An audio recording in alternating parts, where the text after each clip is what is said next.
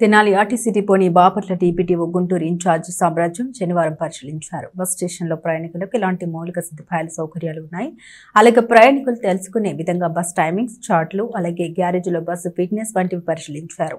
August 15 నుండి రాష్ట్ర ప్రభుత్వం మహిళలకు ఉచిత బస్ సర్వీస్ కల్పించాలన్న సంకల్పం నేపథ్యంలో తెనాలి డిపోని డీపీటీఓ సామ్రాజ్యం పరిశీలించారు.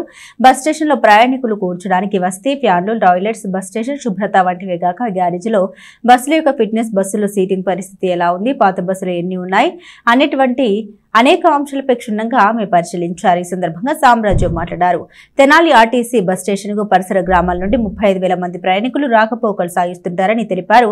మహిళలకు ఉచిత బస్ సర్వీస్ సౌకర్యాన్ని ప్రభుత్వం కల్పిస్తున్న నేపథ్యంలో తెనాలి బస్ స్టేషన్ ని పరిశీలించడం జరిగిందని, తెనాలి నుండి 15 బస్సులు నడిపేందుకు అవకాశం ఉన్నట్లుగా ఆమె తెలిపారు. ఈలోగా బస్ స్టేషన్ లో వసతి సౌకర్యాలు, అలాగే బస్సుల ఫిట్నెస్ వంటివి పరిశీలించడం జరిగిందని డీపీటీఓ సామ్రాజ్యం తెలియజేశారు. ఆమెతో పాటు డిపో మేనేజర్ ఏ రాజశేఖర్, అసిస్టెంట్ మేనేజర్ ప్రసాద్ తదితర అధికారులు, సిబ్బంది పాల్గొన్నారు. నేను యాక్చువల్లీ నా పేరు సామ్రాజ్యం. నేను బాపట్ల డీపీటీఓగా చేస్తున్నాను. గుంటూరు కూడా ప్రస్తుతం నేను ఇన్ఛార్జిగా ఉన్నాను అనమాట. అందులో భాగంగా ఈరోజు తెనాలి డిపోకి రావడం జరిగింది. ముఖ్యంగా ఏంటంటే తెనాలి డిపోలో 81 వెహికల్స్ ఆపరేట్ చేస్తూ ఉన్నారు. డిపో పెర్ఫార్మెన్స్ చూస్తే అంటే ఫైనాన్షియల్గా బాగానే ఉంది, ఇంకా ఇంప్రూవ్ చేయాల్సిన అవసరం కూడా ఉంది. అట్లాగే ఈ విలేజెస్ ఈ రూట్లలో కూడా మొత్తం దాదాపు పర్ డే తీసుకున్నట్లయితే 35,000 దాకా పాసెంజర్స్ ట్రావెల్ చేస్తున్నారు తెనాలి డిపో బస్సుల యొక్క రూట్లలో.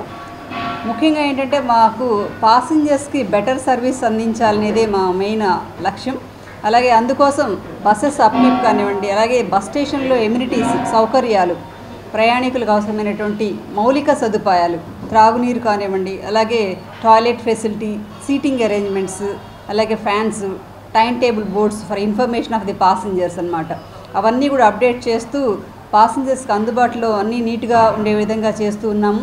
అలాగే బస్సెస్ కూడా పల్లె వెలుగు బస్సులు కానివ్వండి, అల్ట్రా డీలక్స్ కానివ్వండి, super luxury, all types of vehicles కూడా పాసెంజర్స్కి వీలుగా అంటే సీటింగ్ అరేంజ్మెంట్స్ కానివ్వండి, అలాగే అప్కీప్ విషయంలో కానివ్వండి, అలాగే టైం టు టైం పంక్చువాలిటీ విషయంలో కానివ్వండి, పాసెంజర్స్ అందరికీ కూడా కన్వీనియంట్గా ఉండే విధంగా ఏర్పాట్లు చేస్తూ ఉన్నాము. ఈరోజు నేను విజిట్ కూడా ముఖ్యంగా మనకి ఆగస్టు 15 ఉమెన్ పాసెంజర్స్కి ఫ్రీ ట్రావెల్ స్కీమ్ టెంటేటివ్గా అని మాకు అనౌన్స్మెంట్, అంటే ఇంకా అఫీషియల్ అనౌన్స్మెంట్ ఇంకా లేదు కానీ బట్ మేము ఆ ప్రిపరేషన్లో ఉన్నాం మేమందరం కూడా. సో ఆ విధంగా బస్సెస్ని కండిషన్లో ఉండే విధంగా ఎలాంటి బ్రేక్ డౌన్స్ లేకుండా, ఇబ్బంది లేకుండా, పాసెంజర్స్కి ఎలాంటి బ్రేక్ డౌన్స్ లేకుండా సర్వీస్ అందించే విధంగా చేయడం కోసం మేము సమాయత్తం అవుతున్నాము. బస్సెస్ అన్నీ కూడా కన్వర్షన్ చేయాల్సినవి కానివ్వండి, సీట్స్ చేంజ్ చేయాల్సినవి, అలాగే లోపల అప్కీప్, పాసెంజర్ డోరు, సేఫ్టీ ఆస్పెక్ట్లో పాసెంజర్ డోరు, ఎమర్జెన్సీ డోరు, అలాగే ఫుడ్ బోర్డు, ఫ్లోరింగు, ఇలాంటి విషయాలన్నీ కూడా జాగ్రత్తలు తీసుకుంటున్నాము.